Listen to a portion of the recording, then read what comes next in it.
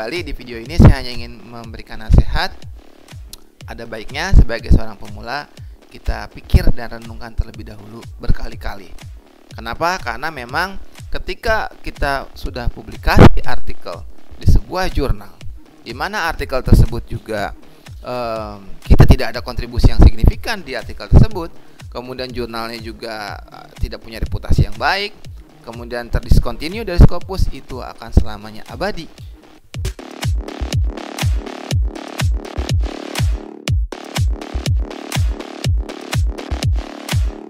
Oke, bismillahirrahmanirrahim. Assalamualaikum warahmatullahi wabarakatuh. Salam sejahtera untuk kita semua. Baik, rekan-rekan yang berbahagia, di video kali ini ya saya ingin berbagi ya sedikit tips ya, atau berbagi pemikiran, juga berbagi nasihat melalui video yang saya beri judul Scopus ID yang penting punya dulu. Gitu ya. Nah, kita harus tahu dulu maksudnya apa sih nih Scopus ID ini gitu ya. Nah, saya kutip langsung dari situsnya Elsevier bahwa terkait Scopus Author Identifier ya, some authors have similar names. Jadi memang banyak lah ya nama penulis yang sama gitu ya. Ada Budi Setiawan, di search Budi Setiawan pasti munculnya tidak hanya satu ya, bisa lebih dari satu gitu ya. Nah, maka katanya ya, Scopus ID ini ya, atau Scopus Author Identifier ini distinguishes among similar names. Nah, jadi dari nama-nama yang sama tadi ya Budi Setiawan, ada beberapa yang sama, misalnya ada 4, ada 5 misalnya gitu ya, itu diberikan sebuah sejumlah bilangan yang unik gitu ya. Misalnya terdiri dari, saya lupa ya berapa, nanti kita lihat ya, ada berapa bilangan totalnya ya, ada berapa banyaknya. Itu pasti unique number gitu ya. Unique number itu artinya tidak akan ada ID yang sama. Ya, walaupun nama Budi Setiawan ada 5, tapi numbernya atau ID Scopusnya atau Scopus ID-nya pasti berbeda. Karena itu untuk menjelaskan bahwa itu adalah orang yang berbeda, gitu ya. And grouping all of the documents written by that author. Jadi saya mempublikasikan artikel, nanti artikel yang saya publikasikan akan mengelompok di ID saya, gitu ya.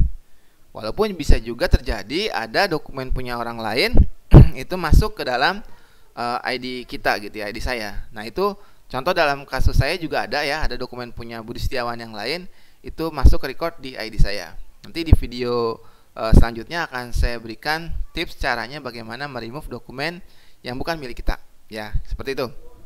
Oke. Nah, kemudian cara mengetahui Scopus ID kita gimana sih gitu ya. Nah, cara ini bisa dilakukan kalau memang si author tersebut ya sudah memiliki setidaknya 2 dokumen sih ya. Kalau 1 dokumen nanti caranya beda lagi ya, kalau baru 1 teman-teman ya. Tapi kalau sudah memiliki dokumen minimal 2 ya, itu cara seperti ini bisa kita lakukan. Yang pertama tentu kita cari dulu ya, kita search dulu gitu di di Scopus. Kita cari, kemudian nanti kan muncul tuh nama ya, misalnya nama Budi Setiawan muncul berapa? Ya, ada 3, 4, 5 misalnya ya. Nah, dicek aja afiliasinya. Oh ya, Budi Setiawan yang ini nih, afiliasinya ini misalnya gitu ya.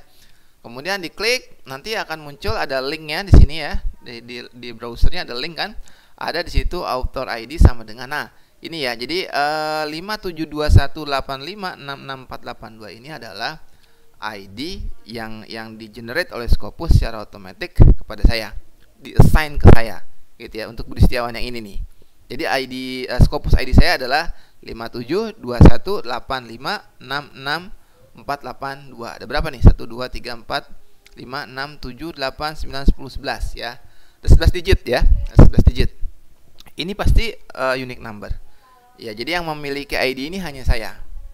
Oke. Jadi dokumen-dokumen yang saya publikasikan nanti akan di-grouping ke ID saya yang ini ya.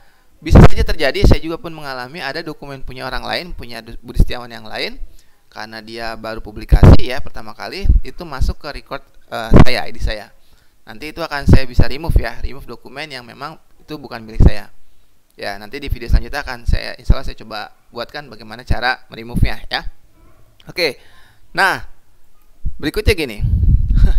Ini pengalaman aja ya, ini saya sharing aja ya. Jadi memang saya memotret fenomena yang ada ya, baik yang saya sendiri alami atau mungkin juga dari hasil pengamatan di media sosial atau di ya rekan-rekan sejawat ketika berinteraksi gitu ya. Nah, memang sebagai seorang akademisi gitu ya, ketika kita pertama kali punya Scopus ID gitu ya, rasanya luar biasa ya. Rasanya bagaikan menjadi seorang Iron Man.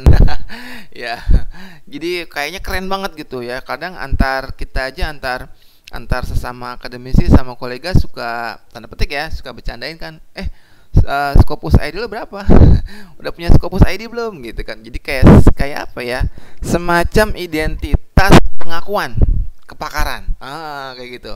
Jadi memang suka tidak suka ya, mau tidak mau saya melihat atau saya mengamati ada fenomena bahwa sebagai seorang akademisi itu jika belum memiliki ID Scopus ya atau Scopus ID itu sepertinya belum jadi seorang pesilat yang hebat gitu ya. Karena terkait nanti jenjang kepangkatan juga salah satu syaratnya, semakin tinggi jenjang kepangkatan seseorang itu kan harus punya artikel yang dipublikasikan di jurnal yang terindeks Scopus gitu ya. Nah, itu rasanya ketika pertama kali punya ID ini tuh wah luar biasa ya. Kayaknya keren gitu ya, paling pangjagona lah. Gitu, pokoknya keren lah ya. Wah, dipajang gitu kan kalau misalnya kita mengelola jurnal atau kita apa gitu ya, dituliskan, "Wah, Budi Setiawan, Scopus ID 12345,6." Gitu ya. Jadi semacam kayak pengakuan eksistensi barangkali gitu ya. Nah, cuma gini ya, di video ini sebenarnya saya ingin menekankan kepada saran-saran atau nasihat lah ya. Saya juga seorang pemula ya, ya pernah juga salah gitu ya, nggak lempeng-lempeng amat juga, tapi setidaknya ya izinkan saya untuk juga sebagai sesama seorang pemula ingin berbagi nasihat ini gitu ya. Jadi jika Anda ya, saya ya, teman-teman nih semua nih adalah seorang pemula yang ingin ingin punya Scopus ID, tentu dengan cara mempublikasikan artikel di jurnal ya, maupun ya proceeding lah, bisa juga yang terindeks Scopus. Oke, ingin seperti itu ya. Oke, yang kedua, saat ini sedang merintis karir profesional, khususnya di bidang pendidikan, karena di bidang saya, maupun juga bidang lainnya yang relevan ya, tentu saya ya ingin memiliki reputasi rekam jejak yang baik. Tentu seperti itu. Dan saya yakin teman-teman juga seperti itu. Pasti ingin punya rekam jejak reputasi yang baik. Terus juga apakah Anda, saya, kita semua ingin gitu ya mendapatkan pengakuan kepakaran akademik. Oleh siapa? Ya oleh kolega sejawat maupun komunitas keilmuan. Ya, karena bidang saya di manajemen, ya khususnya di marketing, tentu saya inginlah mendapatkan pengakuan bahwa Budi Setiawan ini dia memang kompeten di bidang misalnya consumer behavior. Tentu kita semua memiliki, saya duga memiliki motivasi ingin mendapatkan pengakuan ya terkait kepakaran kita. Maka jika ketiga poin ini teman-teman juga inginkan gitu ya, sebaiknya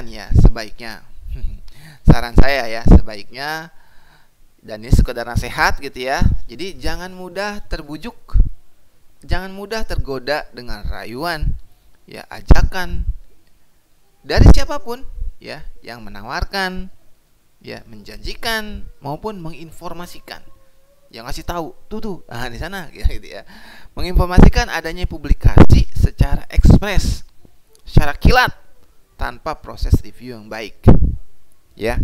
Begitu submit besoknya accepted misalnya gitu ya, ada begitu submit wah seminggu kemudian accepted gitu ya, ada ya. Jadi jangan mudah terbujuk oleh rayuan-rayuan seperti itu ya, atau tergoda, atau kemudian tadi ya ikut ajakan-ajakan orang gitu ya, bahwa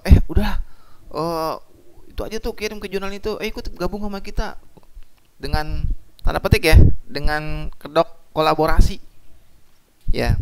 Udah ini gabung aja, lu jadi penulis berapa, penulis 1 bayar sekian, penulis 2 bayar sekian gitu ya. Wah tentu itu sebaiknya jangan ya, jangan, bener deh jangan ya. Kalau ada yang informasin tuh kesana aja tuh, publikasinya cepet gitu ya, bayar aja sekian ribu dolar gitu ya. Ya saya memberikan nasihat sebaiknya jangan. Ingat catatannya, jangan publikasikan artikel kita pada jurnal maupun proceeding yang menurut pendapat saya pribadi tidak melalui proses review yang baik. Tidak melalui proses review yang baik dari reviewer atau dari mitra bestari gitu ya. Gitu. Karena untuk yang tahu, misalnya teman-teman bikin paper tentang consumer behavior gitu ya. Saya misalnya mendalami tentang teori plan behavior. Jika saya baca satu paper yang memasukkan konstruk yang di luar TPB, saya mungkin bisa mengkomentari dari mana nih konstruk ini berada, kemudian diklaim masuk dalam TPB. Bisa seperti itu ya, tentu bisa saya komentari gitu ya. Tapi kalau misalnya tanpa direview ya, ditinjau oleh mitra bestari yang berasal dari bidang keilmuan yang sama, bagaimana bisa memastikan bahwa artikel tersebut memang artikel tersebut memang baik gitu ya. Jadi janganlah ya, jangan terbujuk rayu, karena memang ada nih ya, misalnya ini fenomena ya, ada misalnya saya bidangnya di manajemen misalnya, terus tiba-tiba nanti ada yang ngajakin nih, ini publish di mana tuh, di jurnal itu, bayar aja lah 1 juta nih, ntar nama lo masuk situ gitu ya. Oh gitu, terus ngapain ya? Udah, lu nggak usah ngapa-ngapain, kan pokoknya namanya masuk di situ. Tahu-tahu nanti publikasinya di jurnal jurnal abal-abal, bahkan artikelnya pun nggak ngerti itu artikel yang ngomong apa. Misalnya saya bidang ilmunya manajemen marketing, terus kemudian artikelnya misalkan tentang nuklir gitu ya. Wah, apa yang saya tulis di situ ya? Apa kontribusinya gitu ya. Nah, tentu itu ya kembalikanlah kepada diri kita masing-masing gitu ya. Nah, berikutnya, nah ini fenomenanya yang ingin saya yang ingin saya akhirnya menjadi motivasi untuk membuat video ini, agar bisa mudah-mudahan lah menjadi nasihat ya. Tapi ini nasihat saya untuk yang memang bagi rekan-rekan atau teman-teman yang masih mau mendengarkan nasihat gitu ya, masih mau gitu ya. Karena memang ada fenomena, udahlah yang penting punya Scopus ID dulu deh, asal punya Scopus ID dulu lah gitu ya, ntar urusan gimana-gimana belakangan gitu ya. Ya saya nggak tahu teman-teman mungkin pernah dengar statement seperti itu gitu ya. Ya dalam pandangan saya pribadi ya memang itu tidak salah ya, karena kalau berbicara salah itu pasti kan bicara regulasi. Ada nggak regulasinya yang melarang? Kan tidak ada, bahwa orang yang penting punya Scopus ID dulu kan tidak ada. Tapi gitu ya, tadi yang di slide sebelumnya yang saya sampaikan ya, jika teman-teman ingin ya punya 3 keinginan inilah minimal, ingin punya Scopus ID, ingin juga sekarang sedang ingin memiliki reputasi rekam jejak yang baik, dan ingin mendapatkan pengakuan kepakaran ya di komunitas keilmuan. Jika setidaknya memiliki 3 keinginan ini, saran saya hindarilah ajakan-ajakan, bujukan, rayuan yang menginformasikan bahwa bisa mempublikasikan artikel entah apapun caranya gitu ya, entah dengan cara apapun, dengan sebuah dorongan yang penting punya Scopus ID dulu, atau asal punya Scopus ID dulu ya. Tentu kita bisa punya pendapat yang berbeda ya, itu sangat wajar gitu ya, dan saya tetap menghormati pendapat teman-teman yang mungkin berseberangan dengan saya atau berbeda pendapat dengan saya. Tapi kembali di video ini saya hanya ingin memberikan nasihat. Ada baiknya sebagai seorang pemula kita pikir dan renungkan terlebih dahulu berkali-kali. Kenapa? Karena memang ketika kita sudah publikasi artikel di sebuah jurnal, di mana artikel tersebut juga kita tidak ada kontribusi yang signifikan di artikel tersebut, kemudian jurnalnya juga tidak punya reputasi yang baik, kemudian terdiscontinue dari Scopus, itu akan selamanya abadi dalam database Scopus. Kita akan terus ada namanya di situ, tidak akan pernah bisa hilang gitu ya, tidak akan pernah bisa hilang. Jadi pikirkan baik-baik bagi teman-teman yang mungkin sekarang pemula ya, yang belum punya Scopus ID, dan ingin memiliki Scopus ID, sebaiknya belajarlah, bertemanlah dengan kolega, dengan akademisi yang meniti karir dengan cara-cara yang lebih ideal, gitu ya. Itu ya boleh katakanlah tips, saran, nasihat sebagai sahabat, sebagai sesama rekan sejawat, sesama satu profesi, barangkali seperti itu ya. Demikian video singkat kali ini. Terima kasih, semoga bermanfaat ya. Mohon maaf jika ada kalimat yang kurang berkenan. Saya akhiri video ini, sampai jumpa di video selanjutnya. Terima kasih. Assalamualaikum warahmatullahi wabarakatuh.